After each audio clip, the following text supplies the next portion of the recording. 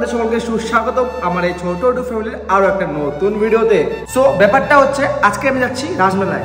আর রাজমেলা মানে আমরা কিন্তু সকলেই জানি উত্তরবঙ্গের সেই ঐতিহ্যবাহী কোচবিহারের রাজমেলার কথা, কিন্তু আমাদের শিলিগুড়িতেও একটা ঐতিহ্যবাহী রাজমেলা রয়েছে পেলকুজোতে। এটা আমাদের উত্তরবঙ্গের দ্বিতীয়তম পুরনো রাসমেলা আর আমাদের দার্জিলিং ডিস্ট্রিক্টের সর্বপ্রথম ঐতিহ্যবাহী রাসমেলা। তো তোমরা ভিডিওটা স্কিপ না করে পুরো দেখো, আমি পুরো ডিটেলস তোমাদেরকে জানিয়ে দেবো। সো চলো এখন যাওয়া যাক।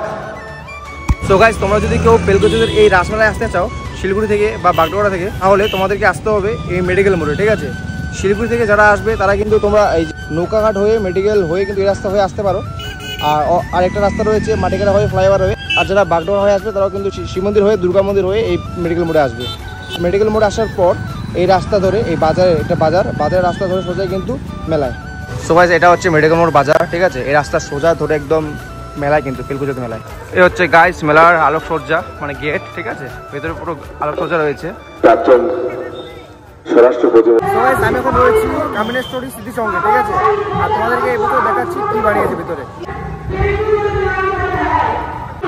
এখানে রয়েছে আমাদের কৃষ্ণ ঠাকুর আর রাধা। এই মন্দির দেখো, শ্রী শ্রী রাধাকৃষ্ণের মন্দির। এখানে রয়েছে কৃষ্ণের মন্দির আর দুপাশে কিন্তু থিম বানিয়েছে, জাস্ট দেখো দুপাশে থিম বানিয়েছে। এখানে রয়েছে জাস্ট দেখো কৃষ্ণকে কংসের হাত থেকে বাঁচানোর জন্য বাসুদেব যে কৃষ্ণকে নিয়ে যাচ্ছিল সমুদ্রের মধ্যে, আর শেষনাগ কৃষ্ণকে বৃষ্টির হাত থেকে বাঁচিয়েছিল, যে ওই দৃশ্যটা এখানে তুলে ধরেছে। আর এখানে কৃষ্ণ যখন ছোট ছিল ওই যে মাখন খেত, সেই জিনিসটা রয়েছে। এখানে কৃষ্ণ তার বন্ধুর যে সেবা করছিল সুদামার, সেটাই কিন্তু এখানে তুলে ধরা হয়েছে। এখানে রয়েছে শ্রীকৃষ্ণকে যে দুধ খাওয়া আসছিল রাক্ষস, সেই রাক্ষসকে যে এইভাবে বধ করেছিল সেটাই এখানে তুলে ধরা হয়েছে।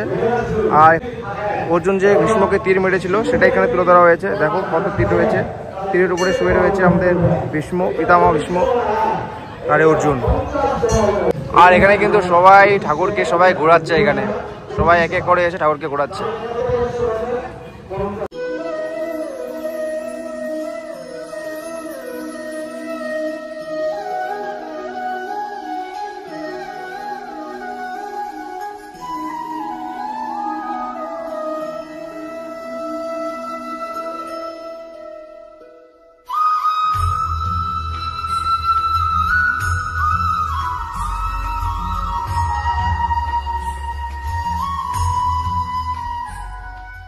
সো গাইস, এখানে কিন্তু খুব সুন্দরভাবে বানিয়েছে, কিন্তু খুব সুন্দরভাবে সাজিয়েছে, জাস্ট অসাধারণ। তো গাইস, আমি এখন রয়েছি পেলকুজোদের প্রথম মেলাটাতে, ঠিক আছে? আর এখানে হচ্ছে সাংস্কৃতিক প্রোগ্রাম, এই যে স্টেজ রয়েছে।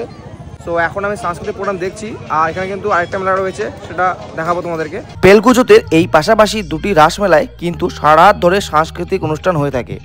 আমাদের রাজবংশী সম্প্রদায়ের ভাইয়া গান, নাচ, পালাটিয়া গান আরও অন্যান্য অনুষ্ঠান হয়ে থাকে। এখানে কিন্তু জায়গার অভাবে মেলাটা রাস্তার দুপাশে হয়, ঠিক আছে? তো আমি এখন পেলকুজোদের এক মেলা থেকে আরেক মেলা যাচ্ছি, ঠিক আছে? পিছনে দেখতে পাচ্ছ একটা লাইটিং গেট রয়েছে, পিছনে একটা মেলা আর সামনে আরেকটা মেলা, ওই যে লাইটিং দেখো। চলো যাই। আমি এখন পেলকুজোদের আরেকটি পুজো মণ্ডপে চলে আসলাম, ঠিক আছে? এখানেও কিন্তু একটা মেলা হয়, মানে পেলকুজোতে কিন্তু পাশাপাশি দুটো মেলা হয়। এখানকার রাধাকৃষ্ণ দেখো কি সুন্দর লাগছে। আর এখানে কিন্তু সাইডে রয়েছে ওই যে রাক্ষসটা রয়েছে, ভগবান শ্রীকৃষ্ণ ছোটবেলায় যাকে মেরেছিল রাক্ষসটাকে, সেই রাক্ষসটা এখানেও রয়েছে। আর এখানে একটা রয়েছে কৃষ্ণর মূর্তি, আর নিচে একটা মূর্তি রয়েছে যাকে পা দিয়ে চেপে ধরেছে। এটা হয়তো কৃষ্ণের মামা কংসই হবে, যাই না কে। তোমরা যদি কেউ জানো গাইজ, একটু কমেন্ট করে জানিও।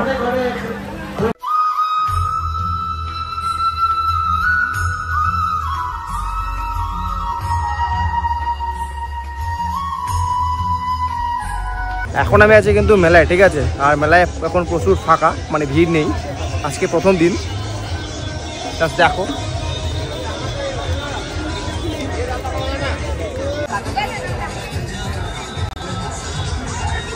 কত করে বললো?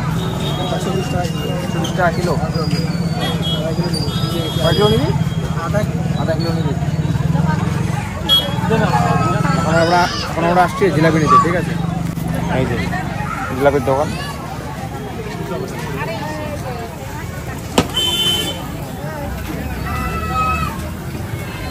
এখানে জিলাপি রেডি হচ্ছে।